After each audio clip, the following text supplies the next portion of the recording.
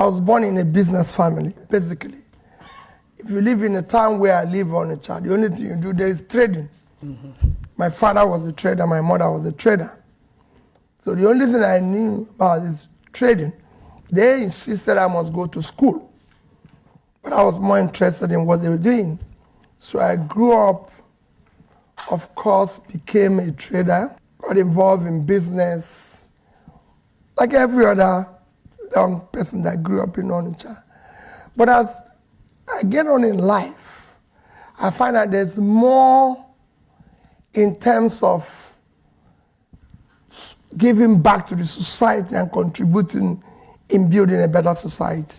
Even when, of course, you're trying to make money, but there's more in trying to support a better society, in doing things that works for everybody. There's a story from 2001 where you're with your professor along the lake, and I would love for you to share the story with the audience. Everybody who has been to Kellogg knows that they have a famous dean of graduate school called Professor Donald Jacob. Yeah. So in 2001, I had a 3-month course seminar. He took us on what he called the world economy for not one day. So a day before the last day, and the last day of that lecture is going to retire. He's been there for 57 years. A day before the end of it, I raised my hand.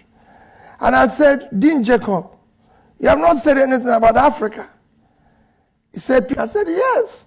I paid $40,000 for this. And you have not spoken about my continent. There's nothing called African economy.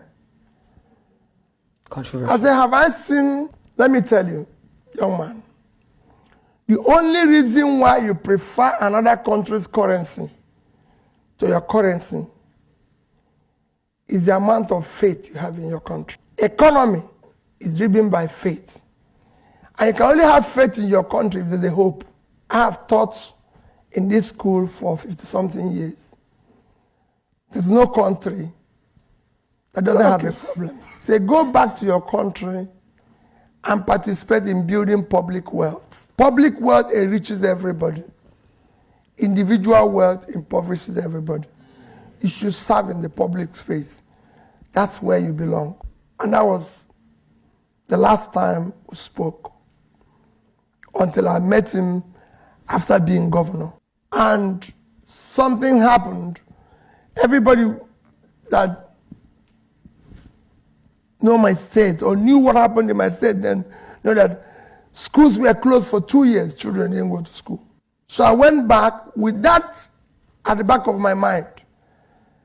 I arrived at my house one day and said to my wife, I'm going to be governor of my state. And it was like Steve Jobs asking John Scully to come and stop selling sugared water. She was like, where are you coming from? You have not voted. You don't have anything. Where are you going? What are you talking? I said, I'm going to be governor of my state. I want to go home and campaign to be governor. I can't continue doing this when the system is collapsing. These children are not in school for 2 years. So I decided to get involved. That's the beginning of my politics. That's why I said until it was changed from that day. So that was my experience. And probably that's what I'm inviting most of you to go and do. Thank you so much for that.